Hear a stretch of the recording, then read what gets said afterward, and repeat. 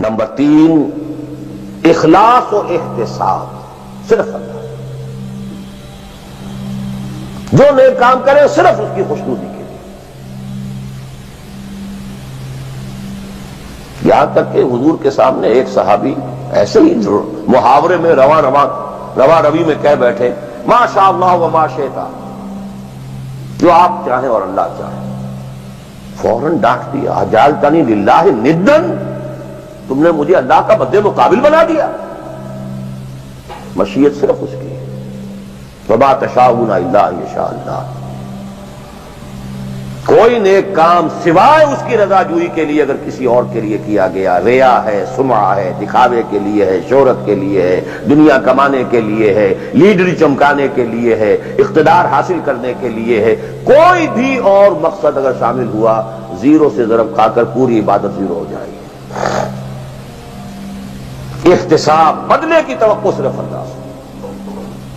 یہ لفظ آپ خاص طور پر سنتے رہے ہوں گے ان دنوں بہت، من صام رمضان ایمانا واحتسابا غفر له ما تقدم من ذنبه ومن قام رمضان ایمانا واحتسابا غفر له ما تقدم من ذنبه ومن قام ليلة القدر ایمانا واحتسابا۔ ایمان کے ساتھ احتساب کیوں آ رہا ہے؟ اس کا اجر و ثواب سوائے اللہ سے اور کسی سے توقع نہ ہو۔ یہ 5 چیزیں ہیں۔ جہاں تک اطاعت کا تعلق ہے اس میں ایک ایکسیپشن نوٹ کر لیجیے، کہیں کسی وقت نسیان سے، خطا سے یا جذبات کے طوفان میں آ کر کوئی غلط حرکت کر بیٹھا، لیکن فوراً توبہ کر لے، یہ مستثنیٰ ہے۔ میں نے 3 الفاظ کہے، خطا، آپ نہیں سمجھتے تھے کہ جو میں کرنے چلا ہوں یہ ڈس اوبیڈینس ہے، آپ کو پتہ ہی نہیں تھا، خطا ہو گئی، نسیان، بھول گئے۔ ایک وقت ایسا ہے کہ آدمی کے اوپر غفلت کا ایک پردہ پڑ جاتا ہے۔ حضور خود فرماتے ہیں انہ لیغان علی قلبی وانی لاستغفر اللہ فی کل یوم 70 مرہ، میرے دل پر بھی کبھی کبھی حجاب سا آ جاتا ہے، میں روزانہ 70 مرتبہ استغفار کرتا ہو جاتا۔ تو ہم اپنے حجابات پر حضور کے حجاب کو قیاس نہیں کر سکتے، چہ نسبت خاک رب عالم پاک، وہ کوئی اور شے ہے، یہ کوئی اور شے ہے، لیکن یہ کہ باہر پردہ تو پڑتا ہے، اس میں کوئی غلط حرکت سرزد ہو گئی۔ یا نمبر 3 جذبات کا کوئی ہیجان تھا جس نے کہ اوور پاور کر دیا، انسان کی قوت ارادی کو معطل کر دیا، کوئی غلط حرکت سرزد ہو گئی، لیکن پھر توبہ فوراً۔ انما التوبۃ علی اللہ للذین یعملون السوء بجہالۃ ثم یتوبون من قریب، جیسے ہی طوفان گزرا فوراً ہوش میں آیا، یہ مجھ سے کیا ہو گیا، لا الہ الا انت سبحانک انی کنت من الظالمین، ربنا ظلمنا انفسنا وان لم تغفر لنا وترحمنا لنکونن من الخاسرین وان لم تغفر لی وترحمنی لاکونن من الخاسرین۔ یہ دعا ہے، گڑ گڑا کر اللہ معاف کر دے۔ It will be written off, it will be expunged، محو کر دیا جائے، یکفر عنہ سیئاتہ، اس کے معنی یہی ہے۔ ہاں اس کے برعکس اگر ایک گناہ بھی جان بوجھ کر مستقلاً کرتے رہے، ایک، باقی ساری 99% عبادت ہو رہی ہے، ایک حرام شے کو اپنے لیے حلال ٹھہرا لیا، شعوری طور پر، ارادی طور پر، مداومت کے ساتھ اس کے اوپر ڈیرے جما لیے، وہ ایک گناہ جو ہے وہ پوری عبادت کو زیرو سے ضرب دے کر زیرو کر دے گا، اور خلود فی النار، آگ میں ہمیشہ رہنے کی وعید۔ بلا من کسب سیئۃ واحاطت بہ خطیئتہ فاولئک اصحاب النار هم فیہا خالدون۔ ان پوائنٹس کو اچھی طرح نوٹ کیجیے، خطا میں فرق ہے، گناہ میں فرق ہے۔ ایک گناہ غیر شعوری طور پر ہو گیا، خطا سے ہو گیا، نسیان سے ہو گیا، وقتی طوفان جذبات کا، کسی ایسی محفل میں تھے، مجلس میں تھے، کھو گئے، غلطی ہو گئی، فوراً متنبہ ہو گئے، فوراً۔ یہ اور جیسے کہ آدمی، مجھے اچھی طرح یاد ہے ایک مرتبہ اور میں بھولتا نہیں اس واقعے کو. میں میڈیکل کالج میں پڑھ رہا تھا تو ایک سائیکل پر جا رہا تھا کالج اور سلپری تھی روڈ. جب سائیکل سلپ کرتی ہے تو پتہ نہیں چلتا میں کب گر گیا. گرا ہوں لیکن مجھے پتا اس وقت چلا جب اٹھ چکا تھا میں، جب میں گرا تھا. کیونکہ آدمی وہ پڑا نہیں رہتا، فوراً اٹھتا. یہ جو ہے فوراً اٹھنا، ثم یتوبون من قریب، یہ بھی بعد میں معلوم ہوتا ہے کہ میں گرا تھا جبکہ اٹھ چکا ہوتا ہے. اتنا انسٹنٹینیس ہوتا ہے. یہ ہے یتوبون من قریب. اور اس کو اللہ نے اپنے ذمے، انما التوبۃ علی اللہ، اللہ کے ذمے ہے یہ کہ وہ ایسے شخص کی توبہ قبول کرے. انما التوبۃ علی اللہ للذین یعملون السوء بجہالۃ ثم یتوبون من قریب. بہرحال یہ ایک اس کی ضمنی بات تھی کہ اطاعت کلی کے ضمن میں ان دونوں چیزوں کو ذہن میں رکھیے. گناہ کا ہو جانا، کل بنی آدم خطاؤون وخیر الخطائین التوابون، التائب من الذنب کمن لا ذنب لہ. بہت اس میں ہمارے لیے پر امید باتیں کہی گئی. اللہ کو اپنے گناہگار بندے کی توبہ سے اتنی ہی خوشی ہوتی ہے جتنی کہ اس شخص کو ہوتی ہوئی جو ایک صحرا میں سفر کر رہا تھا. ایک ہی اونٹ تھا، اسی پر اس کا پانی تھا، اسی پر اس کا راشن تھا. تھوڑی دیر کے لیے سستانے کو لیٹا، آنکھ کھلی تو اونٹ غائب. دوڑ رہا ہے مشرق میں، مغرب میں، شمال میں، جنوب میں، تھک ہار کر بیٹھ گیا ہے. اب وہ موت کا انتظار کر رہا ہے. نہ پانی ہے، نہ کوئی غذا ہے، نہ کوئی سواری ہے کہ اس صحرا لقدق صحرا سے نکل سکے. کہ اچانک دیکھتا ہے کہ اونٹ تو کھڑا ہے، موجود ہے. تو اسے اتنی خوشی ہوتی ہے کہ وہ کہتا ہے اللہ تو میرا بندہ، میں تیرا رب. کہنا یہ چاہتا تھا اللہ تو میرا رب، میں تیرا بندہ، لیکن اتنا مغلوب ہو گیا ہے اس وقت جذبات میں خوشی کے کہ کہہ یہ بیٹھا کہ اللہ تو میرا بندہ، میں تیرا رب. اتنی خوشی ہوتی ہے اللہ کو اپنے کسی گناہگار بندے کی توبہ سے. تو یہ وہ ہے وہ مسئلہ عارضی، فوری، لا علمی، جہالت، طوفان یا کسی ماحول کے فوری اثر کے تحت کوئی غلطی ہو گئی فوراً توبہ. لیکن یہ کہ اگر جان بوجھ کر کانشس ڈیسیژن ایک حرام شے کو بھی اگر مستقلاً اختیار کر لیا، بلا من کسب سیئۃ واحاطت بہ خطیئتہ فاولئک اصحاب النار هم فیہا خالدون. اب آئیے نیکسٹ، میں جسے آج ایک نیا اینگل کہہ رہا ہوں وہ کیا ہے. دیکھیے اطاعت کے دو پہلو ہیں، انفرادی اور اجتماعی. مجھے مراد کیا ہے؟ ان کی ریشو پروپورشن مختلف ہوگی. کوئی بہت آرگنائزڈ سوسائٹی ہے، اسٹیٹ کا کانسیپٹ ہے، اجتماعیت کا پڑھنا بہت بھاری ہو جاتا ہے، انفرادیت بہت محدود ہو جاتی ہے. کوئی بڑی پریمیٹیو سی سوسائٹی ہے، آرگنائزڈ اسٹیٹ نہیں ہے، تو انفرادیت کا دائرہ وسیع ہوتا ہے، اجتماعیت محدود ہوتی ہے. In various proportions. لیکن پہلے ان کو آئیڈینٹیفائی کیجئے، اس سے میری مراد کیا ہے. ایک وہ اللہ کی اطاعت ہے کہ جو ایک انسان کے اپنے بس میں ہے وہ کر سکتا ہے. چاہے بھوک آ جائے، فاقہ آ جائے، نقصان ہو جائے، جان کا اندیشہ ہو جائے، یہ کر سکتا ہے.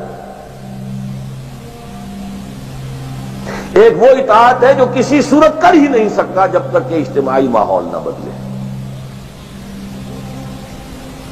کتنا ہی سنسیئر ہو، کتنا ہی نیک ہو، کتنا ہی فیصلہ کر لے، کر ہی نہیں سکتا. وہ اس کے ہاتھ میں ہے ہی نہیں. ایک ریاست ہے، آرگنائز اسٹیٹ ہے، اس کا لا ہے، آپ اس میں رہ رہے ہیں تو وہی قانون چلے گا. آپ کے بس میں نہیں ہے. آپ کا بیٹا فرض کیجئے خدا نہ خواستہ زنا کرے تو آپ سے رجم نہیں کر سکتے، چاہے آپ کا بیٹا ہے. You have no power, no authority. آپ کا اپنا بیٹا اپنی بیٹی چوری کر لے، آپ ہاتھ نہیں کاٹ سکتے. مجھے یاد آ رہا ہے لو ان فاطمہ بنت محمد سرقت، بالفرض ہی کہہ رہا ہوں نا میں بھی، مفروضے کے طور پر آپ نہیں ہاتھ کاٹ سکتے۔ ایک معاشرہ ہے جس کے اندر پوری معیشت جو ہے سود کے اوپر ہے، آپ سانس بھی نہیں لے سکتے کہ جو سود سے خالی ہو، امپاسبل۔ ایک سٹیٹ ہے، آپ اس کے سٹیزن ہیں، آپ اس کے کانسٹیٹیوشن کے لائل ہیں، فیتھفل ہیں۔ تو جیسا کہ میں نے کہا تھا آرگنائز سوسائٹی سٹیٹ میں یہ دائرہ بہت بڑھ جاتا ہے۔ ٹرائبل ہے وہاں یہ کہ انفرادیت کا کافی دائرہ ہوتا ہے، قانون کم سے کم ہوتے ہیں، نظم کم سے کم ہوتا ہے، سسٹم جو ہے اس کی گرفت کم سے کم ہوتی ہے۔ اب دیکھیے دو حیثیتیں دنیا میں ممکن ہیں، ایک انتہائی خوش بختی کی، انتہائی خوش قسمتی کی کہ ایک انسان ایک ایسے ماحول میں پیدا ہو گیا ہے یا وہ ہجرت کر کے ایسے ماحول میں چلا گیا ہے جہاں ٹوٹل دین غالب ہے، دین قائم ہے، نظام ہے دین کا، حکومت ہے اللہ کی۔ وہاں جا کر انسان کتنا how at ease he will feel, no friction, وہ بھی اللہ کی بندگی کرنا چاہتا ہے، ماحول بھی سازگار ہے، پورا نظام بھی اللہ کی بندگی پر ہے، پورا قانون بھی اللہ ہی کا نافذ ہے، پورا تعلیم کا ڈھانچہ بھی اللہ ہی کے ہدایت کے مطابق ہے، تمام ذرائع ابلاغ سے بھی اسی کے مطابق چیزیں ہیں جو نشر ہو رہی ہیں، آڈیو ویژول سب کچھ۔ انتہائی خوش قسمت، موسٹ فارچونیٹ کہ ایک انسان ایسے ماحول میں، لیکن فرض کیجئے کہ وہ ایسے ماحول میں ہے جہاں اللہ کا دین غالب نہیں ہے، بہت محدود سا حصہ ہے جس میں وہ اللہ کا حکم مان سکتا ہے، نماز وہ پڑھ سکتا ہے، روزہ رکھ سکتا ہے، کوئی نہیں روکتا۔ اسرائیل میں بھی جا کے پڑھ لیجئے نماز اور روزہ، امریکہ میں کر لیجئے، بھارت میں کر لیجئے، کوئی نہیں روکتا، نو وے۔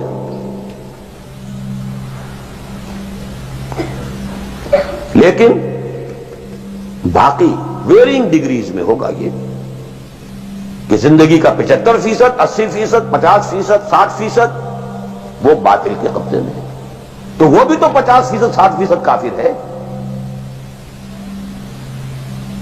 He's a part and parcel of that environment, of that system۔ قرآن کے تینوں فتوے اس پر بھی تو لگ رہے ہیں، وَمَن لَّمْ يَحْكُم بِمَا أَنزَلَ اللَّهُ فَأُولَٰئِكَ هُمُ الْكَافِرُونَ وَمَن لَّمْ يَحْكُم بِمَا أَنزَلَ اللَّهُ فَأُولَٰئِكَ هُمُ الْفَاسِقُونَ وَمَن لَّمْ يَحْكُم بِمَا أَنزَلَ اللَّهُ فَأُولَٰئِكَ هُمُ الظَّالِمُونَ۔ وہی ظالم ہے، اور ظالم سے مراد مشرک، ان الشرک لظلم عظیم، وہی کافر ہے۔ بتوں سے تجھ کو امید ہے، خدا سے نو امیدی، مجھے بتا تو صحیح اور کافری کیا ہے؟ کفر کہتے کسے؟ وہی تو فاسق ہے، ناہنجار ہے، باغی ہے۔ ویرنگ ڈگریز کے اندر جتنا بھی اس نظام کی گرفت ہے، اس درجے میں ہر وہ شخص کافر اور ظالم اور مشرک ہے جو اس ماحول میں رہ رہا ہے۔ ان دونوں حالتوں میں دین کے تقاضے بالکل ایک دوسرے کے برعکس ہو جاتے ہیں۔ اب یہ پوائنٹ ہے جو میں چاہتا ہوں آج، I want to hammer it.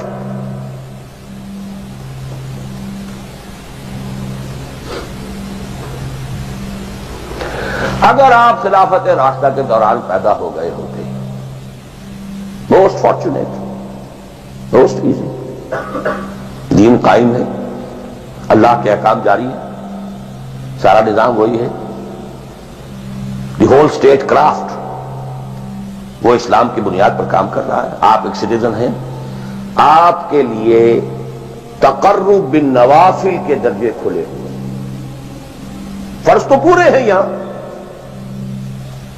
نفل نماز پڑھیے، نفل علم حاصل کیجئے، نفل روزے رکھتے چلے جائیے،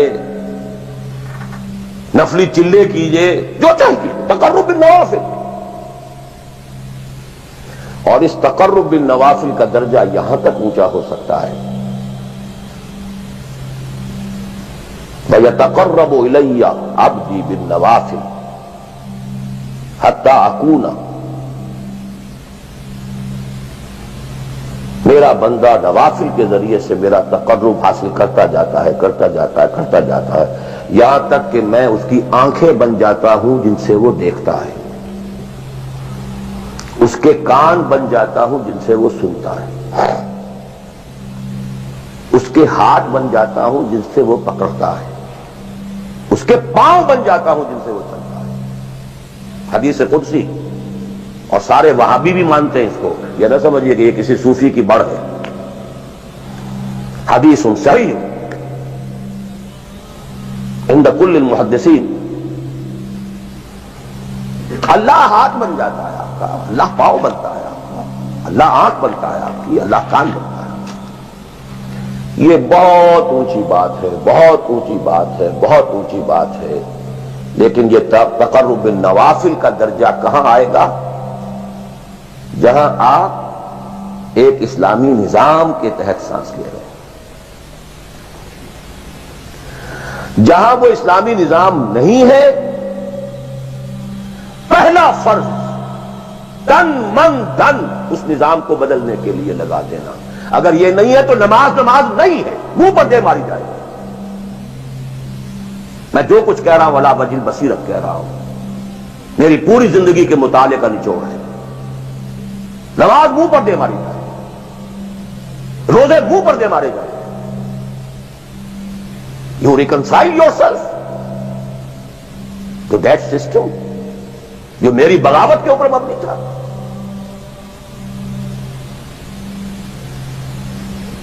پہلا فرض یہ تن من دھن. You can not reconcile with that system. You cannot accept that system. اس میں اپنے آپ کو اکوموڈیٹ کرنا، اس میں اچھے کیریئر تلاش کرنا، اس میں اچھی جائیداد بنانا، اس میں پیسہ جمع کرنا، اس میں اچھی سے اچھی بچوں کو ایجوکیشن تاکہ بہتر سے بہتر زندگی وہ بھی گزار سکیں، سب کا سب حرام، مطلقاً حرام. پہلا کام یہ ہے اپنی جان، اپنا مال، اپنا تن، اپنا دھن سب اللہ کے دین کے لیے خرچ کرو. سبسسٹنس لیول کے اوپر صرف جان کو باقی رکھنے کے لیے جو ناگزیر ہے، that is allowed, nothing more. This is the point, crucial point. اب ہمارے سامنے حدیثیں ہوتی ہیں اور وہ سارے فضائل کی کتابیں ہیں اور یہ ہیں جن کا تعلق اس ماحول سے تھا جبکہ دین قائم ہو چکا تھا. اس کانٹیکسٹ میں باتیں ہو رہی، نفل کی بات ہو رہی ہے اور قیام اللیل کی بات ہو رہی ہے اور جو ہے ختم قرآن کی بات ہو رہی ہے. اور اگر فجر کے بعد بیٹھے رہے مصلی پر اور 2 رکعت پڑھ کر اٹھے جبکہ سورج نکل چکا ہے تو اب یہ اتنا اونچا سوال. یہ ساری باتیں all these things become absolutely irrelevant. The deciding factor is دین غالب ہے، ٹھیک ہے، چلو نوافل کی طرف، قرات کی طرف چلو، جتنا آگے سے آگے. یتقرب الی العبد بالنوافل. ورنہ تقرب بالفرائض پہلے فرض کرنے ہوں، اور فرضوں میں پہلا فرض جہاد ہے. Now please note this word. جہاد اصل میں اس جد و جہد کا جامع عنوان ہے. Your struggle against that system. لہذا انما المؤمنون الذين آمنوا بالله ورسوله ثم لم يرتابوا وجاهدوا باموالهم وانفسهم في سبيل الله. Integral part of the definition of a مومن. اگر زندگی اس سے خالی ہے یا اتنی ہے، بس جتنی ہو جائے نفل کے درجے میں، اصل وقت اصل دھارا بہ رہا ہے دنیا کی طرف، دنیا کے حصول کے لیے. جتنا پھیل سکیں، جتنا پھل سکیں، جتنا پھول سکیں، جتنی جڑیں گہری جما سکیں، جتنا کچھ اولاد کے لیے چھوڑ کر بڑھ سکیں، جتنا اولاد کو زیادہ سے زیادہ دنیا کی سہولتیں حاصل کرنے کے قابل بنا کر جا سکیں، ساری تو توانائیاں اور ساری قوتیں اور ساری صلاحیتیں اور سارے اوقات تو کپے ہوئے اس میں. اچھا آپ کو تھوڑا سا دین کا کام بھی، آخر دھوکہ تو اپنے آپ کو دینا ہی ہے نا.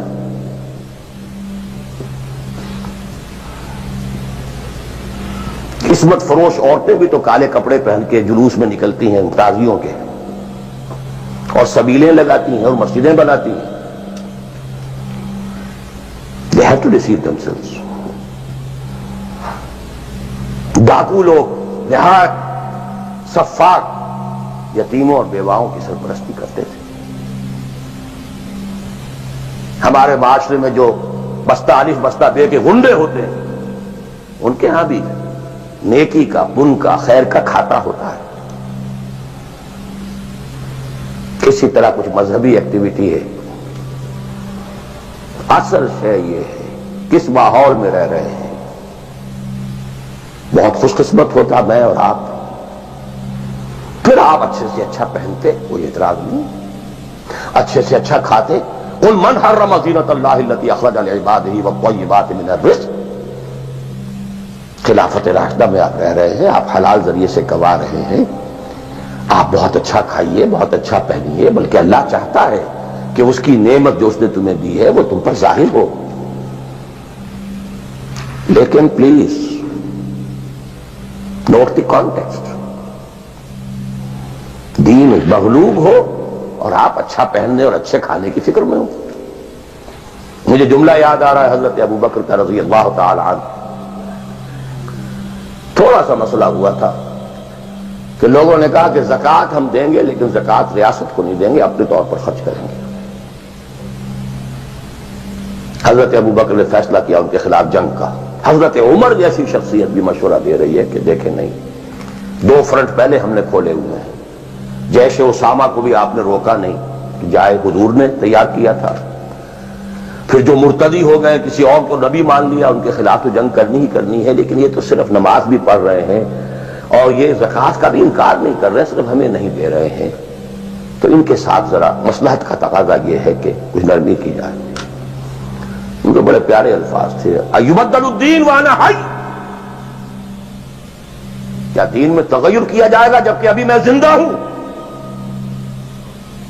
خدا کی قسم اگر یہ حضور کے زمانے میں زکوٰۃ کے اونٹوں کے ساتھ ان کے باندھنے والی رسی بھی دیتے تھے، اور اب اگر یہ کہیں گے کہ اونٹ لے جاؤ رسی نہیں دیں گے، تب بھی میں قتال کروں گا، اور خدا کی قسم کوئی میرا ساتھ نہیں دے گا تو میں اکیلا جاؤں گا.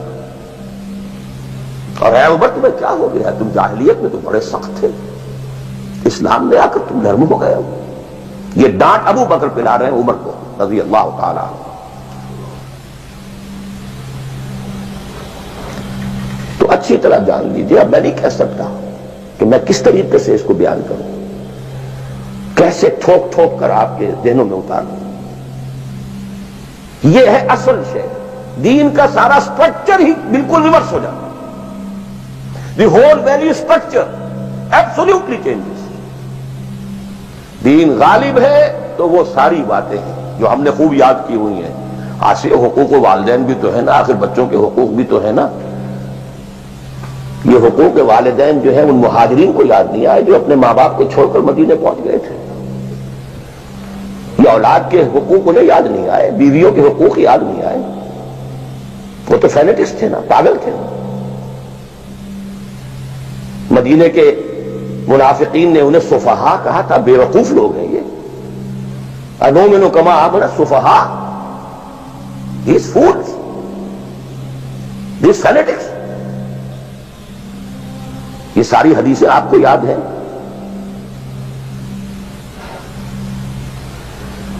فرق ہے. اسلام غالب ہے تو مسئلہ کچھ اور ہے. اچھا کھائیں، اچھا پہنیں، نوافل ہے، نوافل پر نوافل ہے. جتنی ترقی کیجئے، دنیا میں کرنا چاہیں دنیا میں کیجئے، روحانی ترقی کرنا چاہیں روحانی ترقی کیجئے. سارے میدان کھلے. علم میں، پروفیشن میں، کسی خاص فن میں ترقی کرنا چاہے کیجئے. دین غالب نہیں ہے، اور آپ خود 50%، 60%، 70%، 90% کافر ہیں، اس لیے کہ اس ماحول کا جز ہے جس میں کفر کا نظام ہے۔ تو پہلا کام تو اپنے آپ کو اس کفر سے نجات دلانا ہوگا، پھر نماز بھی اسی کے لیے ہے۔ وَاسْتَعِینُوا بِالصَّبْرِ وَالصَّلَاةِ، مدد حاصل کرو نماز سے۔ کس کام کے لیے مدد حاصل کرو؟ The mission to make the deen of Allah supreme، ان اقیموا الدین۔ نماز اس کے لیے سبسروینٹ ہے، اس کے لیے مدد ہے۔ روزہ اسی کے لیے جنگ کرنے کی صلاحیت پیدا کرنے کے لیے ہے۔ اس لیے 23ویں رکوع میں سورہ بقرہ کے روزے اور رمضان کے احکام میں 24ویں رکوع میں قتال شروع ہو گیا۔ قاتلوا فی سبیل اللہ الذین یقاتلونکم۔ اور عرب جو ہے وہ روزہ رکھواتے ہی صرف گھوڑوں کو تھے، خود تو رکھتے ہی نہیں تھے، کیونکہ گھوڑے کو استعمال کرتے تھے لوٹ مار میں، غارت گری میں، جنگوں میں۔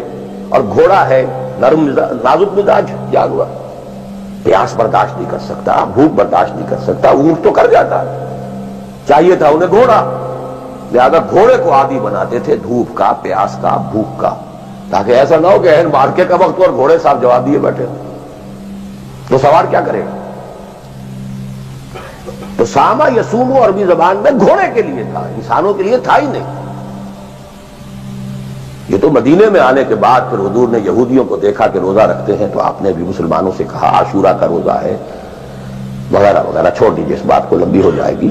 یہ ساری چیزیں اصل میں ہیں اس مقصد کے